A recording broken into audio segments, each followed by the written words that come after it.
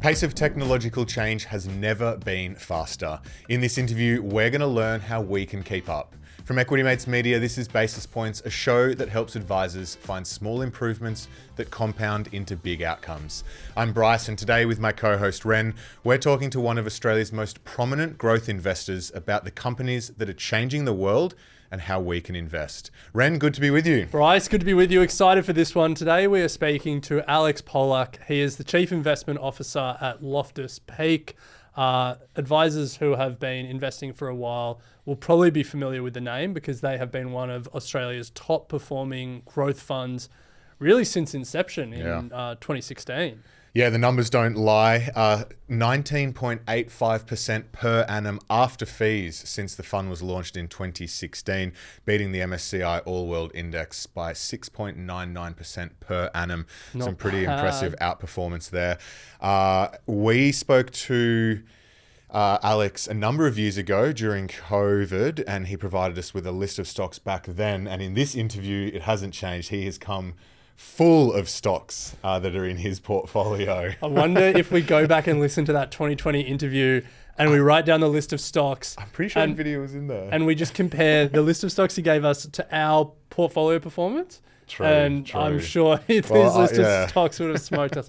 I mean, if Nvidia was in there, he would have smoked us. Definitely. Yeah, definitely. So in this conversation, we talk about how markets are moving quickly and how Loftus Peak is managing the Trump disruption of it all. But then we also talk about how technology is moving quickly. As you said in your introduction, Bryce, the pace of technological change has never been faster. So we want to understand how the Loftus Peak team are keeping up with that pace of change and how they're investing on the back of it. And as you said earlier, we get a pretty decent list of stocks throughout this interview. So certainly a fascinating one if you're interested in investing in individual names, particularly individual technology growth names. Big time. So before we jump into it, a massive thank you goes to our launch partners here at Basis Points, Cboe, Milford and Orbis Investments. Without their support, we wouldn't be able to keep all of this content free and accessible for you guys. So a huge thank you goes to them. All right, well, with that said, let's get to our conversation with Alex Pollak, Chief Investment Officer at Loftus Peak. Well, Alex, welcome to Basis Points. Thank you for having me, Bryce. It's an absolute pleasure. So markets are moving very quickly at the moment. April was one of the most volatile months in your fund's history, down 6.6% at one stage to finish up 1.6%. So how did you manage the market noise and macro uncertainty through all of that? Yes, that is a good question. And the answer to that question is we did not manage the portfolio according to what Donald Trump was saying on a daily basis with, this tariff for China, that tariff for Europe. And then next day it was cut in half, and then the following day it was tripled. We didn't manage for that because you can't manage for that, right? Because that just would whipsaw around the portfolio. What we managed for is what seemed to us to be the most likely set of outcomes as a result of what Trump was saying. I mean, he talks about making deals, et cetera, but, frankly, we could see where he was getting to. So we took the view that the commercial and the logical commercial thing in terms of what the tariff levels will be set at and how businesses would be impacted was our work. We had to kind of cut through all of that noise. And all that we did is the portfolio started falling in the first part of the month as he was saying those, Liberation Day tariffs. We managed to where we thought the end point would be. We didn't expect the end point to be that within 30 days. Yeah. But within 30 days, what we say is, and what we wrote is that Trump blinked. And we think the moment of his blinking is when Scott Bessent brought in the CEOs of Home Depot, Walmart, and a couple of others who said to him, it is reported, and I believe it to be fact, who said to him, at this tariff level, our shelves will be empty and prices will be sky high. And that, I think, produced a moment of clarity for Trump. And then life got more sensible. And then the tariffs kind of went away a bit. And then the market rallied and we finished up 1.6% for the month of April. I think that's the number, with approximately 300 basis points of outperformance. So that's how we did it, which is not different to how we do everything. We always look for the commercial outcome, and we always run it through a valuation matrix. We've got, including myself, 7 analysts. We all work to the same valuation model. So it's not like one guy speaks growth and one guy speaks value and one guy speaks DCF and one guy speaks business model. That's not the way we work. Everybody speaks the same valuation model. So it's like we get to properly harness the 7 brains onto what we think the commercial outcomes will be. And that's how it worked. Nice. Now, one thing we did read was that you moved the portfolio to more Trump-agnostic areas, and it feels like Trump is everywhere all the time. So can you tell us a bit about that move and some of the areas that you think will be less affected by the president? Yes. So Trump, it wasn't so much Trump-agnostic, subsequently when I looked at that word, I should have said Trump-neutral. Or even Trump mildly positive, because one area that he did not want to lose American primacy, American exceptionalism, is in technology. So he's going to try and scoop a bit out of the profitability of Nvidia and companies like that, in which obviously we invest. But we could have been, for example, more in Amazon during that point. We could have been in sort of some of the European car companies at that point. And those things were Trump negative, right? Whereas what we did instead is we moved some of that, and we're only talking, 3 or 4 or 5% altogether, not per position, but altogether.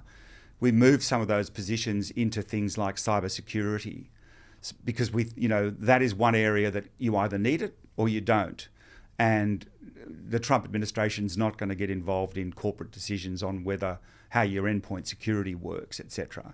So we moved into those sorts of Trump-neutral things and more into Trump-friendly things, such as Nvidia, Broadcom, Arista, and a stack of those, not a stack, but a few more of those companies as well, TSMC, Taiwan Semiconductor, on the basis that Trump would talk a story about how they had to do a whole lot of things, but in the end, he could not cripple those companies because they are the foundation of American exceptionalism, and technology is the foundation of American exceptionalism. And in addition, those companies are critical to the military necessity for America to be able to field cutting-edge technologies on their jets and in the Navy and their fighting folks. And so you can't cripple those things. FYI, and if your listeners are interested, all of AI is listed in America as part of the 3rd offset. The first offset is the beginning of the silicon chip, which was used in guided missiles. The second offset was nuclear, which offset conventional forces, theoretical superiority around the world. And the third offset is AI, the ability for a drone or a group of drones or one wing commander to command 20 pilotless planes on either side of him, all on missions. That is the third offset. And so crippling technology would have been counter to America's military interests. Not America's interests in going to war and taking other countries, but defensively. Well, that's a good segue, because not only are markets moving quickly, but the pace of change in technology at the moment is just mind-boggling. We come in every week to do a podcast, and keeping up with what is going on in particularly the AI space is just so hard to do. It feels like you're behind every week. What are some of the biggest tech developments that you're really focusing in on at the moment? So there's an awful lot written, and it's written about the minutiae, and that's fine. We gobble up minutiae, we love it. But actually, the simple proposition that's new and moving the needle right now, and it's changing companies' business models like Google and Microsoft dramatically, is the use of AI.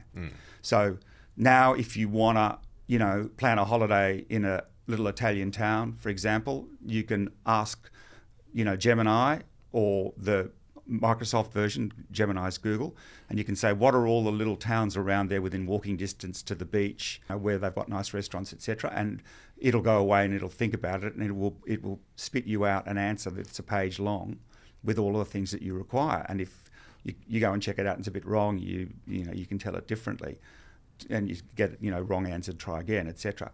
So that AI is supplanting to some degree Google search. And the big thing that's going on is, because Google search has been effectively a global monopoly for advertising pretty much. I mean, Facebook's got its own global monopoly, but it's not in search. Because Google is a global monopoly in search, the use of AI tools to provide you more detailed information than just 10 blue links it is being perceived by many companies, including Sam Altman's OpenAI and including Perplexity and the Amazon one, etc., as a mechanism to get a hold of what would otherwise be Google search revenue. So there's a land grab going on in AI, and it's aimed at pinching the money that would otherwise be going to search in Google. So is Google dead? No. No, but it may have been, had it have not concentrated. So, excellent question. It may have been. So Google's choices are simple, right? Keep doing what you're doing, ignore the AI component, let the user base run down as it will. It'll take 15 years, scoop as much money out of it, don't bother investing, end of story, and when it's over, it's over. That's plan A. Plan B is we will disrupt ourselves. We will set up not a 10 blue links search engine, but an AI search engine, which is called Gemini, and we will provide all those things, and we'll figure out the monetization later. I think that's their plan. I mean, I think they've got a very detailed series of board papers around the specifics of how they can monetize, but honestly, Bryce and Alec, nobody knows the answer to that yet. It feels like the pace they're doing that, though, is too slow, in my opinion. Like it's... We can see where Bryce falls on the invest in I Alphabet own Google, and I'm struggling to know what to do with it. Because they still have, we talk about this all the time, they're, YouTube. Incredible business. They're cloud computing business. Cloud computing, Waymo, like all these other nice little businesses, but... Well, your central point on the whole thing is correct, right? They haven't got their monetization, and you're not alone. That's why the stock price has been weak, right? I mean, these prices don't move just because one person thinks that they've got a problem. There's a lot of people in investor land who are sitting there going, I don't actually see how they do the migration to where they have to go. And so the price is falling. Now, the value guys come out and say, if you do a disaggregation of the Google stock price, this much for Android, this much for Chrome, this much for YouTube, this much for search, et cetera, you come out with, you're being given $500 billion of value, this much for cloud, $500 billion of value for nothing. Yeah. That is what the numbers come out at. And maybe, depends. Maybe not. Maybe the pace of the disruption inside their 10 blue links business is much worse than people assume. You can model it any way you like, right? We model it all the time, and you can get any answer you want. You've got to make a decision about what you think is happening, which is why all the minutiae that's been written about all the different search engines it's useful for us, right? Because we can't get across everything.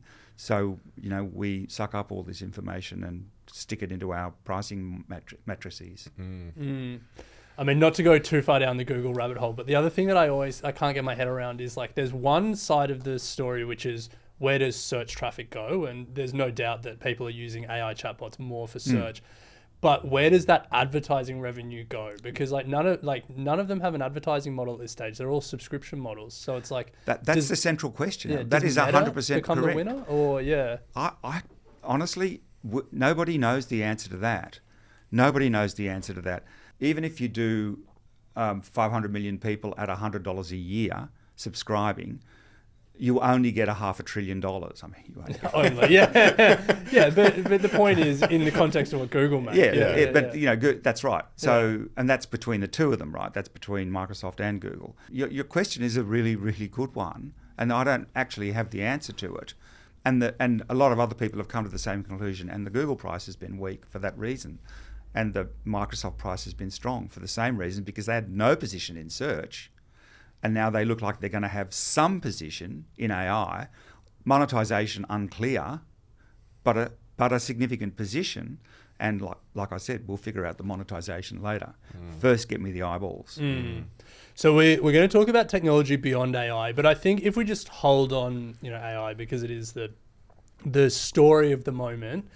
A number of advisors listening, they would be cautious when talking about some of these high-flying, high-growth names to risk-averse clients. They might not have the language to communicate just how much the world is changing, just what the next 5 to 10 years is going to look like. So help give us that language. If we're sitting down again in this studio in 5 to 10 years, how different does the world look? Okay, so I think there is a general perception that these high growth names are high risk. And the answer to that question is there's a few bits and pieces to it. But the first bit that people probably don't truly appreciate is that almost every single one of these companies has no borrowings. Oh, yeah, that's none. True. Yeah. Zero. So when you are calculating out the risk of a company, part of that risk is a movement in interest rates, because it goes to the debt servicing capability of the company, and it goes to the discount rate that you use for the valuation. If a company doesn't have debt, then you're kind of immediately removing 30% of the risk from the company. So that's the first thing to really note. The second thing to really note is every single one of these companies, with the possible exception of a couple, and I'd have to think about it, because there'd be small positions in our portfolio. But let's do it this way. Of the companies that are capped at more than 100 billion, all of them are cash flow positive. And some of them are significantly cash flow positive. So when you're calculating out risk, the question is, on an annual basis, not thinking about the P&L for a moment, because the P&L is very nice, but it's, accountancy is kind of fiction. But cash doesn't lie, right? So all of these companies that we focus on have significant positive cash flow, and that can't be fudged. That's not true. You can fudge it, but it's obvious. It's very hard to fudge it. Yeah. So that's another sort of 20 or 30% of the risk budget removed. So you're kind of now already up at 50%, as it were, less risky. And then the third thing that makes them less risky is the rate at which they're growing revenue is higher than most any other companies around them. I mean, obviously there's higher growing companies, but from a valuation base, right, it's very difficult to grow your cash flow to 15% when you're $1 trillion company. So, but these companies at valuations like that are growing their revenues by between 10 and 20 and 30%. I mean, we just looked at the Nvidia numbers literally a few days ago, and I think they were up 70% quarter on prior corresponding quarter. Yeah. And, you can't fudge that, right? So that's another element of risk that is absent, or, where you should discount the risk and say something positive about the company. Those three things by themselves have changed the way we do the valuation process. They don't change valuations. Valuations are valuations. There's only one rule. There's not plan A, plan B, plan C with valuations. I mean, there are, because you can come up with different valuations.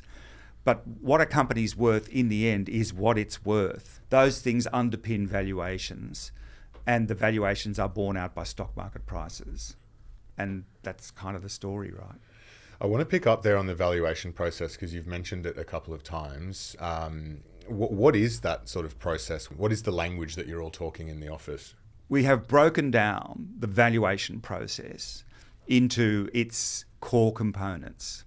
Those core components are based on a 10 plus year cash flow estimation. And those valuation components are dictated by first year revenue growth, and then an assumption for what we think the fifth year of revenue growth will be, and then declining revenue growth after that point. Okay. point one. Then point two, each of the companies is put into a risk bucket, risk rank 1 to 5. Risk rank 1 companies are companies like Apple that are discounted at the lowest discount rate. So in Apple's case, I think that is 6%. And so obviously if you're discounting a company's value by 6%, you're going to get a higher net present value because you're discounting it by a lower amount. And those discount rates, and there are 5 of them, go 6, 8, 10, 15 and 25. The highest risk companies, we put on a 25% discount rate. Those are companies that can go broke. Or to the moon. Or to the moon. Correct. Or to the moon. And those companies, the risk rank 5 companies, we are limited within our PDS to holding no more than 4% of the portfolio in. So we can't blow up the portfolio with the 4% going to zero. Can't happen. Not many companies are going to get into the portfolio with a 25% discount rate. Like, that's a tough hurdle. That's a tough hurdle, and it's meant to be. I think we only have 1 in there at 25% right now, or maybe it's even none. And then the risk rank 4s are 15, and that's a tough hurdle. So we make it so where a company does have risk, it might be revenue growth risk, it might be competitive risk, it might be execution risk. We adjust for that in the discount rates, and we are harsh. What that means is that a lot of companies that we could invest in that do well, we don't invest in. But it also means that the companies that we do invest in, we have a high level of comfort around. We don't have to move the portfolio positions too much, and the performance, is more than 15% per annum over 9-ish years, 8-ish years, with more than 5% outperformance on a per annum basis over that period. So we kiss a lot of frogs, right? We miss a lot of princes, right? But the frogs that we do kiss, we are absolutely certain that they're going to be princes, and we keep them at a very small number because we don't want a portfolio of frogs. Nice. So, Alex, we want to broaden the conversation from just AI to technology more generally, because everyone's talking about AI. We've been speaking about it so far. But what are some of the technological developments that you don't think are getting enough attention or interest right now, but will be really front of mind, say, in 3 to 5 years? Well, we're in one particular company, which is Eli Lilly, which is the company behind that weight loss drug, the semaglutide, and it's valued at $7.75 trillion, $750 billion thereabouts, depending on what day you look at it. And you can get to those kinds of numbers. I mean, it's the valuation's a little bit rich just on weight loss, but we don't think of the company on that basis. We think of the company, and I'll pause there and just say we think about it in a whole bunch of other different reasons, and I'll come back to those in a minute. But what's happening in terms of happening in the next 3 to 5 years that's being glossed over is all of the developments, the move fast and break things inside of what you consider the digital economy, what Facebook did, what Google did, where they just roll out the product, work out how to monetize it, and if they Tesla, if they break some rules with autonomous driving and a few people get killed, that's unlucky, etc., etc. One place that you're not allowed to do that, move fast and break things, is in healthcare. Because the FDA, the United States FDA, stands like a bulwark against people, developing drugs like thalidomide and having them get through the net and causing, problems for unborn babies. And there's a mighty canon of work on all the ways that genetics can go wrong. And it's stupefyingly complex, and I really do mean that. So you can't move fast and break things in human health and drug development, right? But all the processing capability that has been happening in all other areas where they do move and break things, that is all as well being brought to bear in human health and drug development. And it's not properly valued, we believe, and it's not properly understood. And so we think the answer to your question, Alec, is we think there is a lot of developments in human health, drug developments, biotech, which are going to, meet their hurdle of safety in the next 3 to 5 years and significantly change the health outlook. We are going to dive into some stocks later, so let's go deep on Lilly towards the end. Okay, Alex. Good tease to keep people listening. Yeah. I also keep watching. Now, tech disruption and innovation has largely been a story of the US. Have you seen a new wave of disruption coming from any other geographies, or is it still very much the story of the US? It's mostly the US. Yeah. It's all about, exceptionalism, read technological excellence, is a byproduct of free thought, the democratic process. Because if you're not allowed to think about things because you're told, in Russia that you can't think about things, then you get, Yandex, for argument's sake, a search company only in Russia that it's kind of, not highly valued. So you need a democratic process. You need capitalism so democratic for the freedom of thinking, capitalism to throw money behind it, and no excessive amounts of regulation. You need regulation. And I'm a huge believer in regulation. That's what the FDA does, for argument's sake, and the National Highway Transport. And that's why you have, the TSA in America investigating plane crashes. That's all regulation, and an appropriate amount of regulation, but not over-regulation. So in Europe, tick for democracy, tick for capital, but not so much of a tick for regulation. A little bit too much regulation. And so you've got some individual companies that have done really, really well, like SAP, fantastic disruptive company, disrupting itself, and that's worked really well. And then to break my own rule that I've just said, there's a lot of disruption happening in China. So no tick, democracy, no tick, half tick capitalism, and half tick regulation. So it's regulated. So it's kind of 2 ticks altogether out of 3, but it's enough if it's executed well enough. I'll tell you this: there has just been a review of the 14th 5-year plan to be developed in China. We are moving into the 15th one from 2025 shortly. And this particular 5-year plan, and everyone made jokes about this for a very long time, basically 70 years correctly, because all of the 5-year plans produced too many tractors that didn't work, or just, a monster in terms of, what happened to economies. But this particular 5-year plan, overseen by Xi, and, I have my problems with Xi, but this part is true, has been rated amongst the best executed 5-year plans ever. And not only just against other 5-year plans, but in terms of the success of the Chinese economy, it's off the charts. So if you're wondering why you're getting these, BYD cars out here being priced at 50 grand and they're basically build, execution, everything's fantastic, it's because of that. If you're wondering why we're getting battery technology coming out of China that's so far ahead, it's because of that. If you're wondering why the sustainable energy business is so far ahead in China, it's because of that. So what Xi did correctly is he said, okay, I get it, but we're all going in this direction. And if you don't like it, see you later. But if you do like it, we will support you all the way to the hilt. And that's what they've done.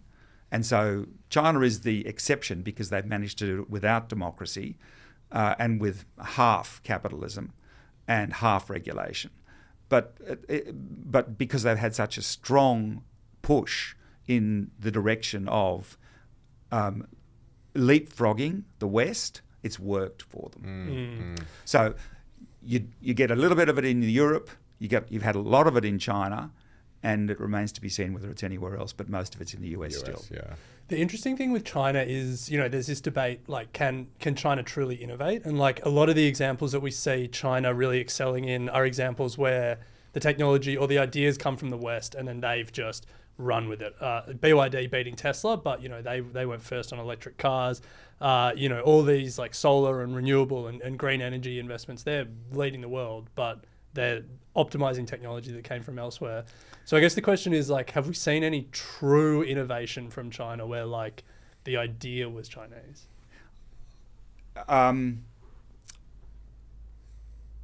That's a hard one. Yeah, I know. Putting you on the spot here. No. I mean, if you're going to be really formal about it, the Chinese are just fast followers.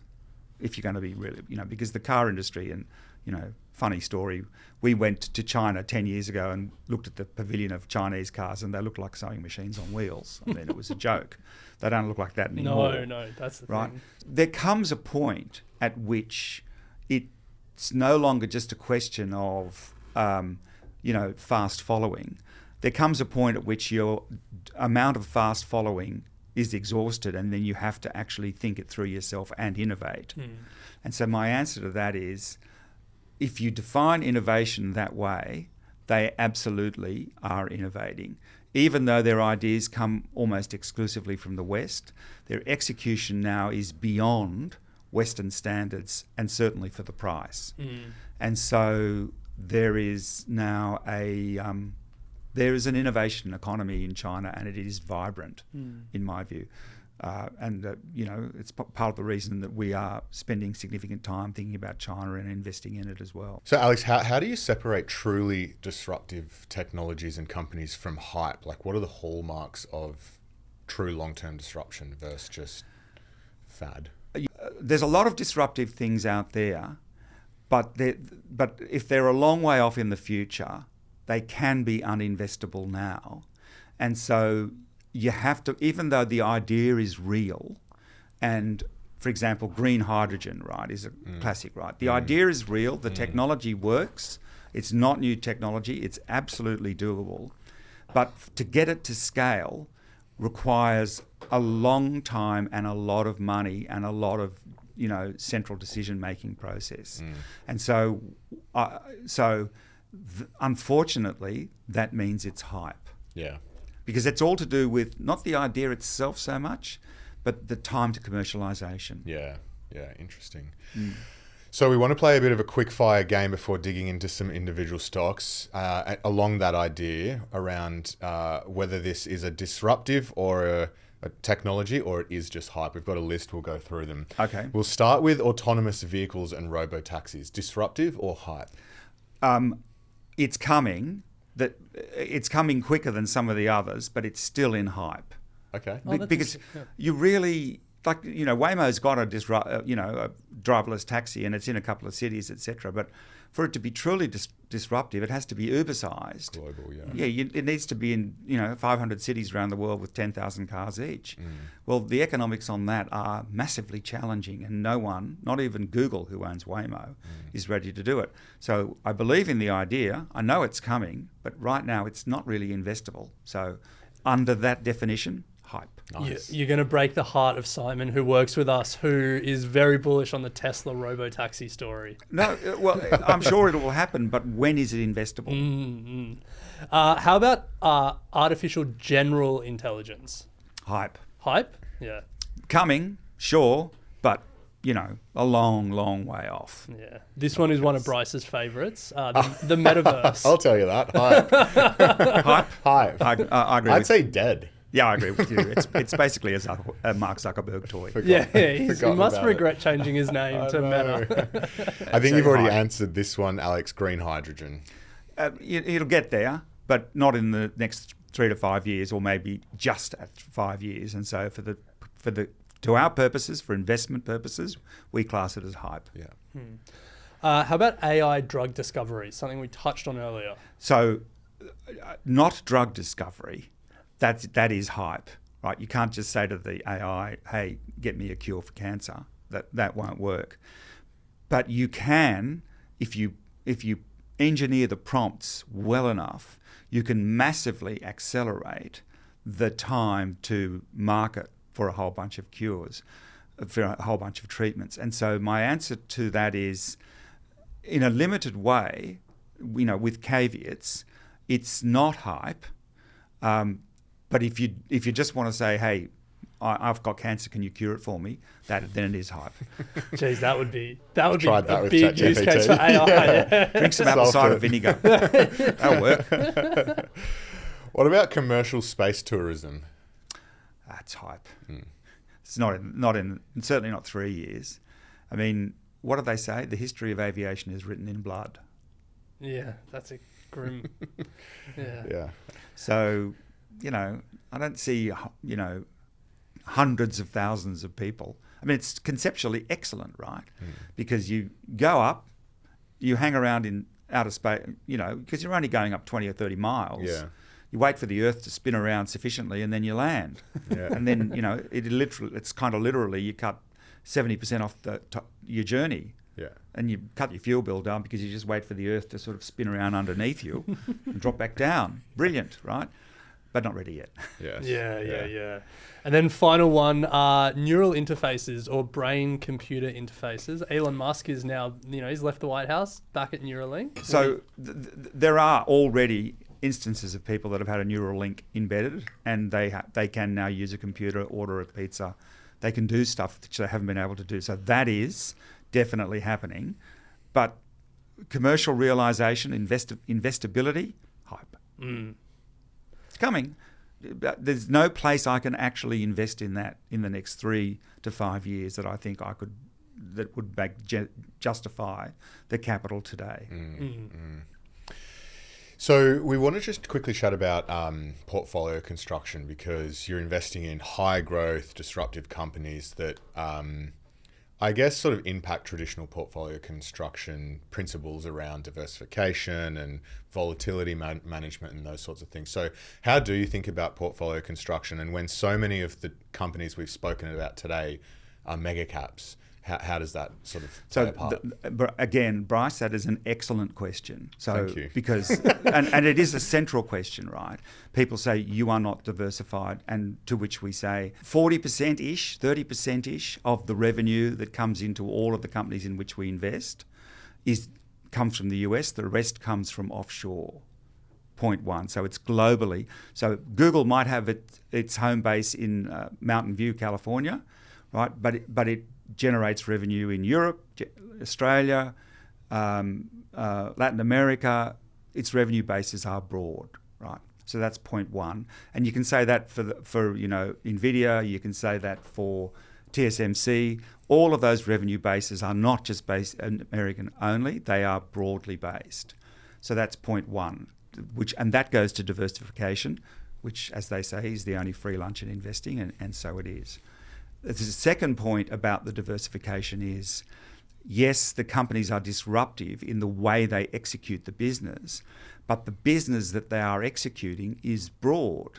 Amazon is a retailer. Remember, it executes its business using technology, but fundamentally, it's a retailer. Yes, it's got a cloud business as well. That is a technology-based business, but half the company is retail-based. Mercado Libre, which is the Amazon of Latin America, is a retail organization in Latin America that executes its business online. So it's, revenue diversification in Latin America and business retail, not technology. Technology is the how, not the what. John Deere, tractor maker, right? So that's a very, been around for 100 years. The tractors now are being made intelligent. Why are they being made intelligent? Because the tractors now have sensors in them, and the sensors can tell you the individual health of every single seed that's planted. Yeah. Because they know to the millimetre where that seed went. They know what the soil is like in that particular spot, and when they come through for the harvest and they see that it didn't work in that 10 square metres, they say something's wrong with this 10 square metres of soil. They do their analysis on it. They discover it needs this or that, or doesn't get enough sunshine or water or whatever. They amend it, and they make that previously infertile 10 square metres fertile. that is technology driving agriculture and food production. No farmer can know the individual state of every single seed, but a cloud-based set of chips, they absolutely can know grid by grid, centimetre by centimetre, what's going on. So that's a diversified business that's in, what you would call old school manufacturing, with, you would call it Internet of Things, right? So the sensor that tells you how moist the soil is, et cetera, is on the plant ahead, as it were, and gathering data as it crawls across the land. That's wild. It may be wild. It's behind the deer going from $100 to $500. That we've ridden that. Well, I don't think we're in it now, but we have ridden it consistently for almost 10 years. So that's that goes to diversification. Cybersecurity, right? Companies, Woolworths, Telstra, they have to know when their network is breached. So yes, that is a sort of a technology business in a way. Well, it is a technology business, but it's about the integrity of the network. So it's a second order technology business, and maybe that is a pure technology business. So that is, you could class that as not diversified, but I think it is diversified because where it gets its revenue from is not by selling chips, as it were. It's a software business. Yeah. Many of these businesses have software underlying them. We're in Netflix, right? It uses technology, but it's a content it's a film business. It's a film and television business. So that's a very analog business, right? Getting people in front of cameras in remote locations, making stuff that you want to watch, like Handmaid's Tale or Breaking Bad or whatever it is. So that's a highly diversified. That is not a technology business. Yes, it uses technology, but that's a content business, right? So there's that one. Uber, right? Uses technology to route cars from place A to place B to place C, but it's a transport business. Right? There's nothing more analog than picking a bloke up and taking him across town and charging him a fee. Yeah, they do it via the technology is the how they do it, but the what they do is transportation, and they do it globally. So it's not correct to say it's an undiversified portfolio. We own Instacart, which is like an Amazon competitor for for retail. It uses technology, but it's a e-commerce play. Adyen, another company, which is people have been using credit cards for 20, 30 years, et cetera. This uses technology to massively cut the costs of processing the billions of transactions that happen every day on a credit card. But it aggregates all of those up, uses technology to deliver lower prices to consumers. It's a finance story, right? It's about making your credit card cheaper. Nice. So Alex, you've been very generous with some of the stocks in the portfolio there. So I was just madly taking notes as you were talking. But we wanted to close out with, I guess, a bit of a deeper dive on a couple of companies in the portfolio. You mentioned Eli Lilly earlier, and we sort of flagged it as a bit of a tease. So let's come back to Eli Lilly. I think a number of people have heard of the GLP-1 drug story. Ozempic, obviously made by the competitor Novo Nordisk. So why Eli Lilly for you guys? What's the thesis? So Lilly was neck and neck with Novo Nordisk. Then they had some very significant success with the oral drug orforglipron. So people don't like needles. I get that. But they'll take an oral. And so it looks like Lilly's got the advantage there. But the whole question around Lilly it turns on the market for weight loss drugs and what it does for type 2 diabetes, et cetera, et cetera. And that is all very legitimate, very important, and a very good reason to hold the stock for that reason alone. But that's, of course, not the end of the story, right? Because what does obesity lead to? It leads to vascular disease. It leads to respiratory disease. It leads to kidney disease. It leads to liver disease.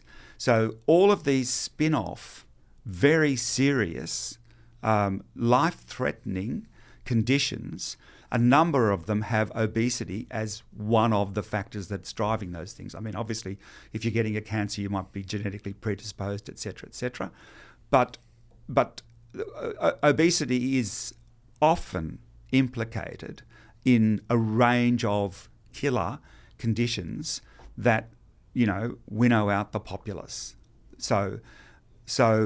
And we hold Lilly, obviously, for the obesity component of it, but we also hold it because as it rolls out and reduces over a 5-year view the rate of incidences, and cancer is included in this, by the way, of respiratory, liver, kidney disease, et cetera, it will get valued not just as an obesity drug, it'll change the face of health itself, because there will be fewer people needing treatments for those downstream diseases that come out of obesity. That's why we hold it. So then I guess the question is, if that's the thesis, why, where do you see Novo and Hims and the like that are also targeting that obesity market? Well, yes, Lilly's ahead on Novo because of the oral orforglipron. Better drug, yeah.